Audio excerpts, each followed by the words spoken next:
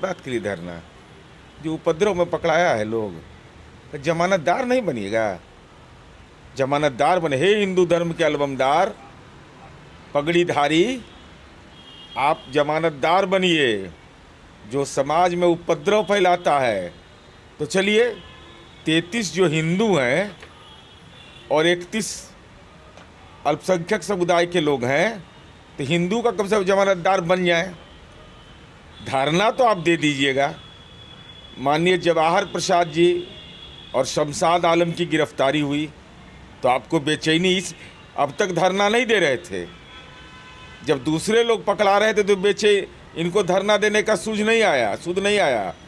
जब जवाहर प्रसाद इनके नेता गिरफ्तार होते हैं तब ही धरना देने का इनको याद आता है। इसका मतलब साफ है। इतना दिन के बाद रामनवमी का लंबा समय गुजर गया, उसके बाद तो सतुआनी का पर्व हो गया, तब भगवान राम ने ज्ञान दिया। क्या अद्भुत है। ये कौन कांड पढ़ करके आए हैं? किष्किंधा कांड पढ़े, ये कौन सा कांड पढ़े थे कि आप यह सवाल कर रहे हैं? मैं तो सीधे तौर पर कहता हूँ कि अगर धरना देना है, आंदोलन करना है तो इतना विलंब क्यों किया, इसका जवाब दीजिए। दूसरा सवाल मेरा है कि जमानतदार बनिएगा कि नहीं। जब तक के दूसरे लोग गिरफ्तार हो रहे थे तो उनके लिए तो आप धरना नहीं दिया, लेकिन जब आपके दल के नेता पकड़े गए तो आपको 1 वोट देने का अधिकार है। जवाहर प्रसाद जी को, दूसरे को 4 वोट देने का अधिकार है, उसको वोट देने का अधिकार नहीं है। जब वोट के लिए ही उपद्रव फैलाते हैं तो साक्ष्य के आधार पर, और न्यायपालिका ने सक्षम वारंट जारी किया है। ऐसा नहीं है कि आपके राजनीतिक वारंट का कोई असर होने वाला है। सच्चाई है कि न्यायपालिका का वारंट है, साक्ष्य पुलिस ने किया है। तो अगर आप मदद करना चाहते थे तो आपको तो पुलिस के साक्ष्य में मदद करना चाहिए था, लेकिन आपने तो मदद किया नहीं। और गवाह है, जब आप सत्ता में भी थे हमारे साथ तो आपके केंद्रीय मंत्री अश्विनी चौबे के बेटा को जेल जाना पड़ा था। ये तो बेचारे पूर्व विधायक हैं, इनको इस उम्र के इस चौथे पड़ाव पर कौन सा प्रशिक्षण आप लोगों ने दे दिया कि बताइए। तो ये बूढ़ा आदमी को उपद्रव में शामिल करा दिया आप लोग, सारा एविडेंस मिल गया है। इसलिए भारतीय जनता पार्टी के प्रदेश अध्यक्ष जी को यह स्पष्ट करना चाहिए कि जाना नहीं जाना आपकी मर्जी, इतना विलंब से क्यों जा रहे हैं पहला, और जमानतदार बनिएगा कि नहीं। कम से कम हिंदू का जमानतदार आप जरूर बनिए, और नहीं बनिएगा तो हम लोग कहेंगे फर्जी राम भक्त है ये। हम मेमोरी लॉस का नीतीश कुमार जी को, तो नीतीश कुमार जी के मेमोरी लॉस तो नरेंद्र मोदी जी को मालूम है। राजगीर में उद्बोधन नीतीश कुमार जी का हुआ था, जो चाणक्य चंद्रगुप्त क्या क्या बोल दिए थे माननीय नरेंद्र मोदी जी। और नीतीश कुमार जी का पॉलिटिकली इतना मेमोरी मजबूत है कि अमित शाह जी को बार बार आकर करके यहाँ आना पड़ रहा है। नरेंद्र मोदी जी की बेचैनी बढ़ गई है।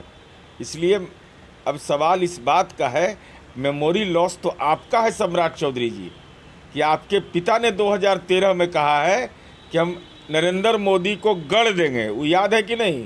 पूछिएगा उनसे कि मेमोरी में है कि नहीं कि आपके पिता ने क्या कहा था। राजनीति को गढ़ देंगे सो नहीं, नरेंद्र मोदी को भागलपुर में गढ़ देंगे। तब बाप ही पुत परापत घोड़ा, नहीं है कुछ तो थोड़म थोड़ा। तो पिता के सपना को साकार करिए। सम्राट चौधरी कहते हैं कि इंजीनियरिंग ग्रेजुएट है, जहां आपको पढ़ने का मौका नहीं मिला होगा, उधर देखते भी होंगे तो लजा जाते होंगे कि हम अपने जीवन में ही नहीं कर पाए। बिहार कॉलेज ऑफ इंजीनियरिंग जो NIT है, नीतीश कुमार जी के शैक्षणिक करियर के बारे में जानना चाहिए।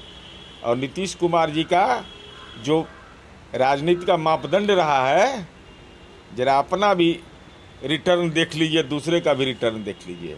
नीतीश कुमार जी एक स्वतंत्रता सेनानी के बेटा हैं, इंजीनियरिंग ग्रेजुएट हैं, और 5 बार लोकसभा के सांसद हुए हैं, जहां के दरवाज़ा पर भी जाने में आपको अभी कोई उपाय नहीं हुआ है।